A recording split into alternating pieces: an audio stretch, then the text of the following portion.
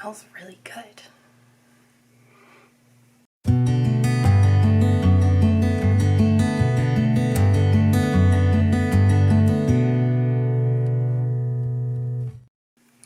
Hey guys, welcome to episode 23 of the Knit Now Swatch Later podcast. My name is Courtney and this is a knitting podcast where I talk about all of my knitting, crocheting, sewing, and whatever else I might be working on this week. So I have a ton of things to show you guys this week, so I'm just going to jump right into it. Today is Wednesday, September 9th, 2020, and you can find me on Ravelry as Pup and on Instagram as Knit Now Swatch Later. We also have a Ravelry group, which I will link in the notes down below, along with all the other places that you can find me and everything that I talk about in this episode, including shops that I talk about and show notes for this episode. So I did not podcast last week. Instead, I uploaded a fall planning vlog, which if you haven't seen it already, I will also link to that in the show notes below, where I talk to you guys a little bit about my fall knitting plans.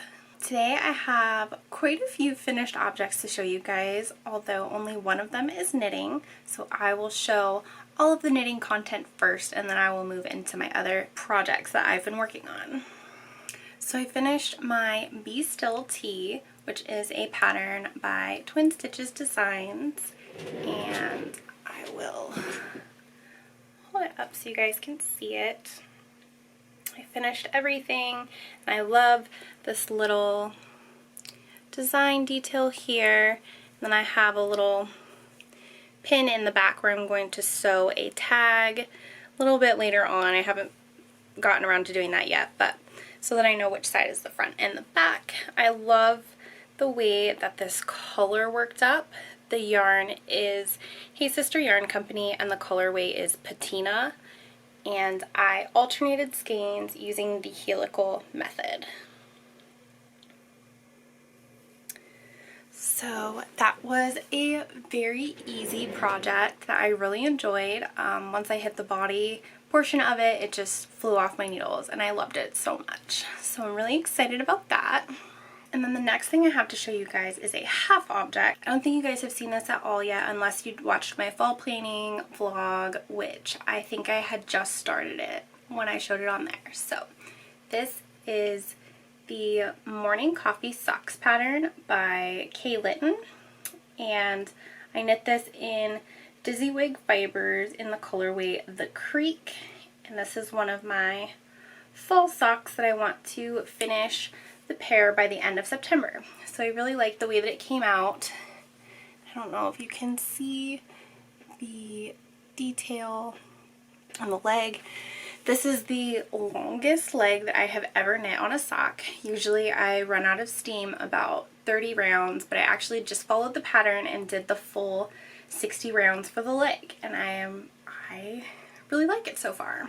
Alright, so I'm going to move into whips and show you guys the other sock, which I have in this Zero Project bag from Fate's Thread. And then here is the second sock. I've just barely started it. I haven't even wrapped up my tail yet. I haven't even finished the cuff, so I'm hoping to have this sock finished by the next episode of the podcast in 2 weeks, but we shall see.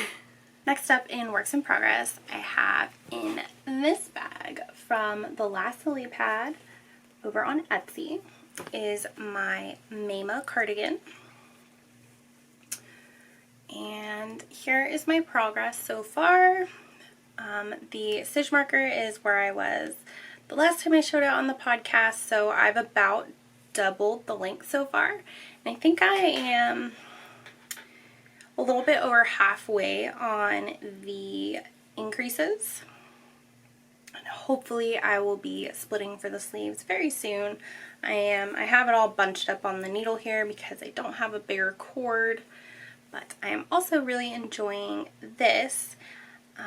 This is on the Yarn Bee Soft and Sleek DK in the colorway Cloud Control, and I am using my ChiaoGoo interchangeable needles, the red lace, and these are on a size 3. So these are my favorite knitting needles because they are sharp but not too sharp, and I love that the cord has no memory, and that makes it really nice for knitting smaller circumference things, but also things like this, so that it can lay pretty much flat when I show it to you guys instead of kinking up on itself. So really enjoying that so far as well. And then next up, I have a new cast on in my Nightmare Before Christmas bag from Vintage by Lindy Lou. And in here I have the beginnings of my Anchors cardigan. So here we are.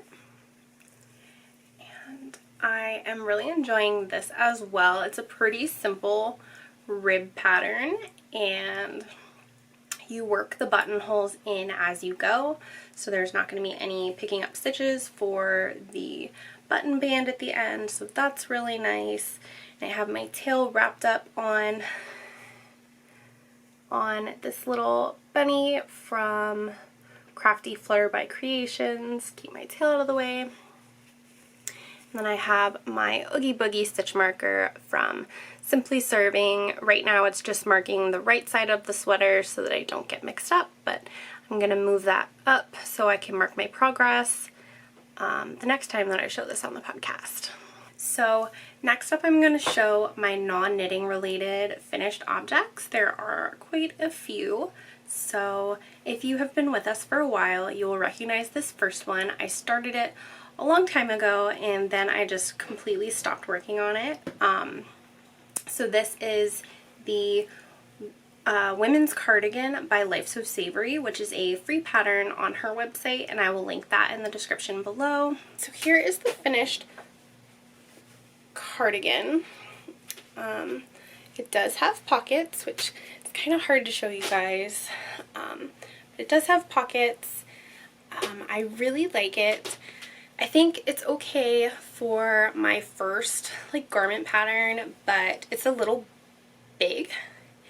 And then the sleeves are also a little bit too short, which I would definitely consider myself a beginner sewer. Sewist? I don't know. Anyway, I'm a beginner. So I didn't realize that until after I had cut my fabric. So if I were to sew this again, I would just lengthen the sleeves a little bit and probably pick a size smaller. There's that. And overall, it was pretty simple to follow the main pattern section once you get past the pockets. So if you've never installed pockets before, I would either skip those or choose a different pattern entirely. It took me maybe 2 hours to figure out where the pocket was supposed to go the first time, and after that I just didn't want to work on it anymore, so it just sat in a corner in my craft room untouched. And then this past weekend I decided that I just wanted it off of my sewing table, and so I just sat down and finished it. And if you have never sewn anything before, I do not think this would be a good first pattern. It really wasn't very well written, and the pictures weren't very helpful, but it was okay for a free pattern, I guess. But if you're a beginner, I would not recommend it. So moving on to some other finished projects that I have. These are t-shirts that I made using my Cricut, and this one is for my friend's daughter. And it says, always be a dinosaur, or always be yourself. Unless you can be a dinosaur, then always be a dinosaur. And it is just this cute little paint splatter on the shirt, and I just thought it was a really cute quote, and my friend's daughter loves dinosaurs, so I thought it would be super cute to make that for her. And then for her mom, I made a shirt. So we kind of reconnected after many years over our mutual love of books, and we have been reading a couple of books together, and so we kind of joke around that we're kind of like an international book club. So we made t-shirts. I made t-shirts saying that. So here is her t-shirt. This is Mom's t-shirt. And I also thought that it would be fun to make one for her daughter as well. So she has one. It's smaller. It's exactly the same. Just hers says honorary member. And I thought that these were super fun. So now that I've shown them on the podcast, I can go ahead and mail these out to her. But moving into acquisitions, I don't have too many this week. I was actually hoping that my fabric order would come in before this podcast, but it didn't.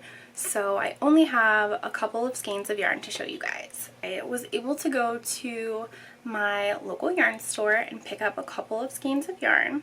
So the first one is Sweet Sparrow Yarns, and the colorway is Kissed by Fire.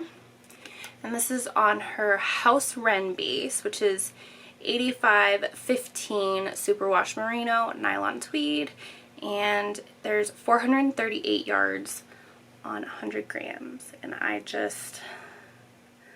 saw this color and I couldn't leave it behind. It was so pretty.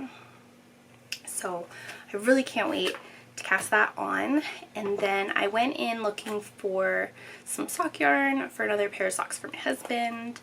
I usually pick out self-striping yarn for him, and that's just what he likes. And I've been shopping at Hobby Lobby and Michael's, and I think that I have knit him a pair of socks out of every self-striping yarn that I could find there. So I went ahead and picked this up at my local yarn store. So this is Barocco Comfort Sock, and the colorway, there's not a color on here, it's color number 1827, and so he's really excited for a new pair of socks out of this color. And then while I was there, I also picked up my